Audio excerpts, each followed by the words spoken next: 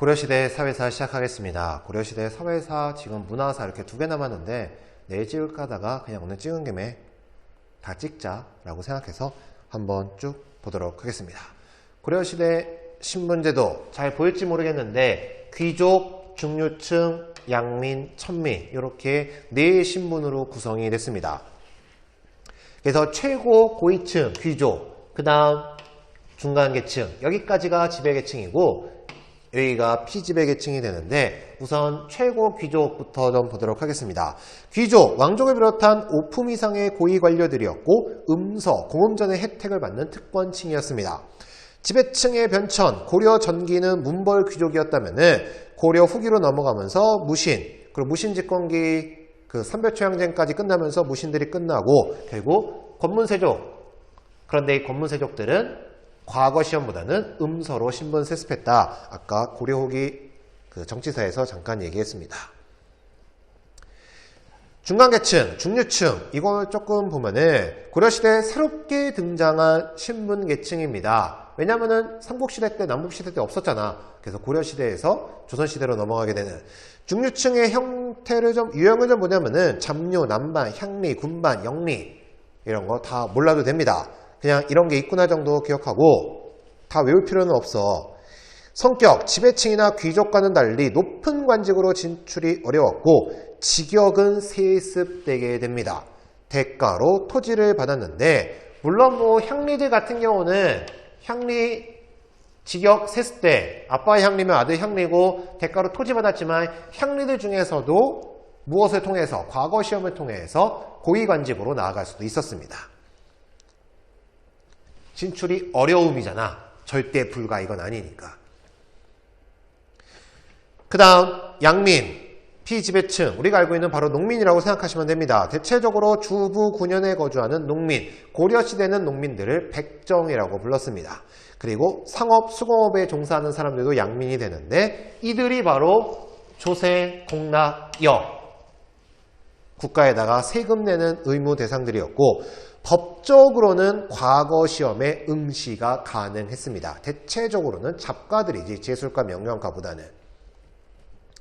그 다음 향, 부곡, 소 이쪽에 사는 사람들도 양민인데 향, 부곡은 농업, 소는 수공업, 광업에 종사했는데 신분상으로는 양민, 신분상으로는 양민인데 일반 양민들보다는 세금을 더 많이 냈고 거주 이전 금지, 향, 부곡, 소에 사는 사람들이 주, 부, 군, 현으로 옮겨갈 수 없고 승려가 될 수 없었습니다.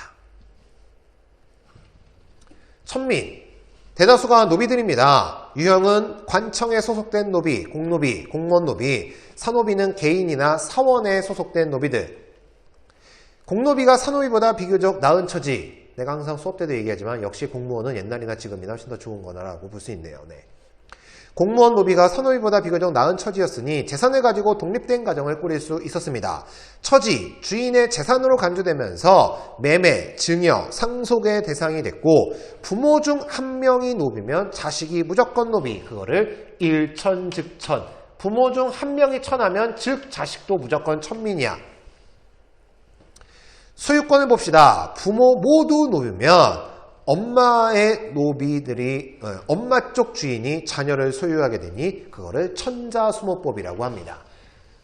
천자, 천민의 자식은 누구한테 가느냐? 소유권이 따른다. 엄마 쪽을 따른다. 그래서 엄마 쪽 주인으로 그 소유가 가게 되고 부모 중 한쪽이 노비면은 노비 주인이 자녀를 소유하게 됩니다.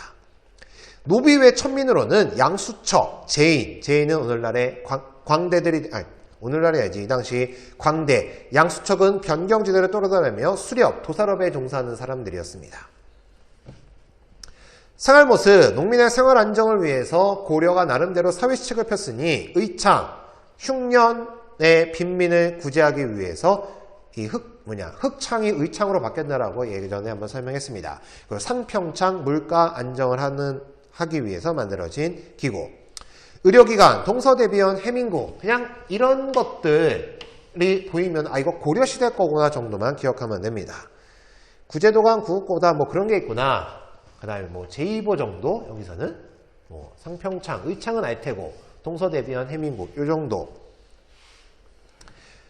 포괄적 혈연식, 권리나 의무가 부계, 모계, 아빠 쪽, 엄마 쪽 집안 동등하게 적용됐으니 아들, 딸, 친손자, 외손자 다 동등하게 여겨져서 굳이 아들이 없어도 양자를 드릴 필요가 없었습니다. 양자를 드리는 건 조선시대에 가서, 그것도 후기 가서가 됩니다. 제사는 균등 상속이야. 상속자가 없으면 형제, 자매 및 조카들도 상속받을 수 있었고, 그래서 포괄적 친족관계가 제도에도 반영이 됐다. 여기서 기억할 거는 가로 1번과 2번에 이거 상속자 없음, 뭐 이런 정도 기억하면 됩니다. 고려시대 사회사에서는 그나마 요게 조금 볼만한 겁니다. 여성의 지위, 왜냐하면 조선시대와 비교해서 많이 나오는 부분이기 때문에 혼인, 일부 일처제가 일반적이었고 고려 초에는 왕실 사이에 친척들끼리 결혼하는 근친혼이 좀 성행했습니다. 여성의 지위를 나타내는 거, 균분상속, 균등이 분배해서 상속한다. 아들, 딸 구분 없이. 윤회봉사, 돌아가면서 윤회, 돌아가는 거잖아. 봉, 받든다. 뭘? 제사를. 남귀여가, 남자가 귀, 돌아간다. 여가, 여자의 집으로. 자녀의 제사는 자녀 균분상속, 그리고 태어난 순서대로 호족에 기재했습니다. 아들 먼저, 첫째 아들 이게 아니라 아들이 없을 경우 딸이 제사를 지냅니다. 그래서 윤회봉사야, 돌아가면서 지난다. 아들 없으면 딸이. 여성이 호주가 될 수 있었습니다. 그리고 사위가 처갓집 자신의 부인집 호적에 오르거나 처가살이 하는 경우 그냥 일반적이었습니다. 그리고 자유롭게 재혼이 허용이 됐습니다. 그 다음 사회사 관련돼서 하나 단독 문제로 나올 수 있는 것은 바로 저 향도가 됩니다. 농민의 공동조직, 향도. 이것도 향도를 물어보는 문제라기보다는 향도와 관련된 내용들을 쫙 보여주고 그거와 관련돼서 다음과 같은 조직이 나타난 시대의 특징, 고려시대 내용 찾는 것들.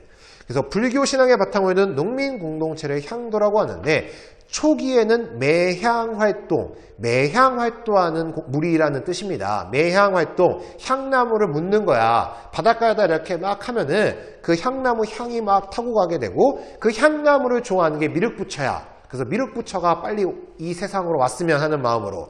그래서 매향활동을 하면서 불상, 석탑, 사찰 건립을 주도적으로 했던 농민 공동체가 되는데 노동력과 비용들을 제공했습니다. 하지만 후기로 가게 되면서 신앙적인 활동에만 머무른 게 아니라 마을에서의 노역, 혼례, 상장례, 마을 제사 등 마을의 공동체 생활을 주도하는 이런 일들을 하게 되는 농민 조직으로 발전하게 되고 조선시대에 넘어가면서 불교적 색깔이 다 지워지게 되게 되는 겁니다.